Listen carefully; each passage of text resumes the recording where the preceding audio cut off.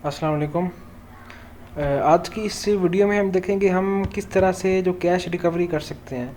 Recovery means कि अगर हम कस्टमर से उधार खाता चला रहे हैं, हमारे कस्टमर को पैसे वापस करने आया तो हम किस तरह से उसकी रिकवरी ऐड करेंगे। ठीक है जी।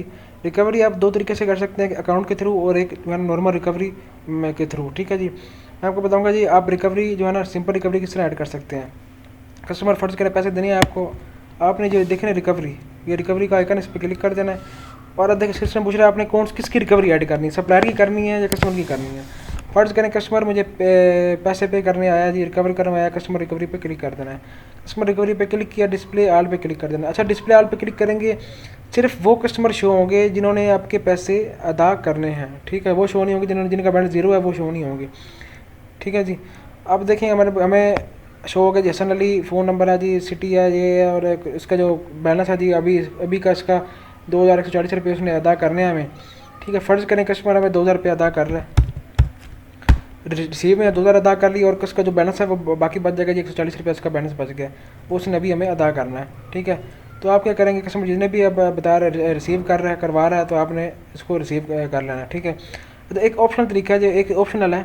ठीक है, अगर आप चाहते हैं कि इनवॉइस नंबर एंटर करें, अगर आप चाहते हैं कि वो जो जो जिस चीज़ की वो वापसी करवा रहा है, जिस इनवॉइस की वापसी करा रहा है, वो लिखें आप कि वो किस इनवॉइस की जो है ना वापसी करवा रहा है आपसे। ठीक है, तो अगर आपको देखिए इनवॉइस तो याद नहीं होता कि वो इनवॉइस नंबर क्या था, अगर आप ऐड करना चाहते हैं, ये लाजमी नहीं है। देखिए सेव वैसे करेंगे, मैं आपको सेव करवाता हूँ, देखिए सेव कर रहे हैं ना आप, सेव वैसे भी रिकवरी आपकी हो जाएगी। ठीक है, और डिस्प्ले करेंगे तो उसका जो बैलेंस बकाया है वो 140 रुपये रहेगा। ठीक है, पहले बैलेंस था 2140 रुपये, 2000 रुपये रिकवरी ऐड किया आपने, उसका जो बैलेंस है वो चीज़ से माइनस हो गया, और इसकी जो एच भी आपको मिल जाएगी, जो हम रिपोर्ट सेक्शन में डिस्कस करेंगे। हम किस देखेंगे कितने कस्टमर ने किस दिन रिकवर करवाया, कस्टमर का लेजर क्या है, ठीक है जी।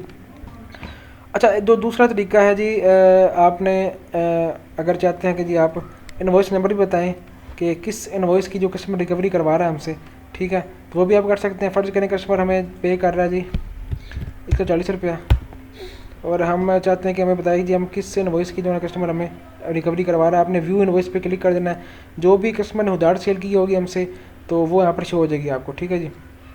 अब देखिएगा यहाँ पर आज क्रेडिट सेल, ठीक है, और इनवॉइस नंबर 2, और किसी डेट को ये सेल हुई थी, और इसका इनवॉइस नंबर यहाँ पर आपको 2 शो कर रहा है, और जो कस्टमर ने कितने पे की, 0 कुछ नहीं पे किया। अभी कस्टमर ने बैलेंस उसका 140 रुपये अदा करना है, उसने कस्टमर ने आपको अदा करना है, आपने इस पर 2 मरतबा क्लिक कर देना है। ठीक है, अब इसका ऐसे अच्छा इनवॉइस देने से क्या होता है। ठीक है, इनवॉइस नंबर देने से क्या होता है कि सिस्टम को समझ आती है कि यार इस इनवॉइस से जो है ना वो इनवॉइस का बैलेंस दे रहा है, और उस इनवॉइस को उसने क्या करता है। अब मैं आपको दिखाता हूँ, अगर आप सेल हिस्ट्री में जाते हैं, और अगर यहाँ पे अगर मैं जाता हूँ, यहाँ पर एक सेल है हमारे पास हसन अली की, पेड में कितना आ रहा है 0, बैलेंस कितना आ रहा है 140। ठीक है, और यहाँ भी अगर रिकवरी में आप देखें, व्यू इनवॉइस पे क्लिक करें, पेड 0 आ रहा है, बैलेंस 140 रुपये आ रहा है। अगर आप अच्छे से मेंटेन करना चाह रहे हैं ना, उधार खाते को अच्छे से मेंटेन करना चाह रहे हैं, तो इनवॉइस नंबर लाजमी दें। फिर इनवॉइस नंबर आपको मैंने बताया नहीं याद रहता, तो आप इनवॉइस व्यू इनवॉइस पे क्लिक करें, जो भी उसके जो है ना उधार इनवॉइस वो शो हो जाएंगी आपको। ठीक है, उस पर आप क्लिक कर देंगे, इनवॉइस नंबर आप ऑटोमेटिकली आ जाएगा। अब क्या होगा, कस्टमर मुझे फ़र्ज़ करें 140 रुपये पे कर रहा है ना, 140 रुपये मुझे कस्टमर से रिसीव कर रहा हूँ, उसका रिमेनिंग बैलेंस 0 रह जाएगा, उसका जो बैलेंस है रिमेनिंग वो 0 रह जाएगा। ठीक है, अब मैं क्या करूँगा, इसको सेव कर दूँगा। मैं रिमार्क्स नोट कर देना चाहूँ, मैं जैसे मैं कहता हूँ डेमो रिकवरी, कोई मैं रिमार्क्स वगैरह देना चाहूँ वो दे सकता हूँ। सेव करूँगा, रिकवरी सेव हो चुकी है मेरी। ठीक है, डिस्प्ले करूँगा तो कोई भी कस्टमर जो है, क्योंकि उसका खाता 0 हो चुका है, वो कोई डिस्प्ले कस्टमर नहीं आएगा। अगर मैं सेल हिस्ट्री में देखता हूँ, चेक करता हूँ, ठीक है, अब देखिएगा मेरे पास ये जो वहाँ पे आ रहा था पेड 0, बैलेंस 140 आ रहा था। द कस्टमर का सिस्टम, हमने जब इनवॉइस दी, सिस्टम ने क्या किया, उसकी जो इनवॉइस पर जाकर उसको उसने चेंजिंग कर दी। उसने क्या किया, क्योंकि कस्टमर हमें 140 रुपये पे कर रहा था, 140 पे हो गया और बैलेंस 0 हो गया, मतलब कि उसको अभी कोई पैसे अदा नहीं करने। तो इसका फ़ायदा ये होता है कि आप इनवॉइस नंबर देते हैं, उसका फ़ायदा ये होता है कि आपका जो है ना इसकी सेल हिस्ट्री के अंदर भी वो अफेक्ट कर जाता है, आपके जो है ना रिकॉर्ड मेंटेन रखता है।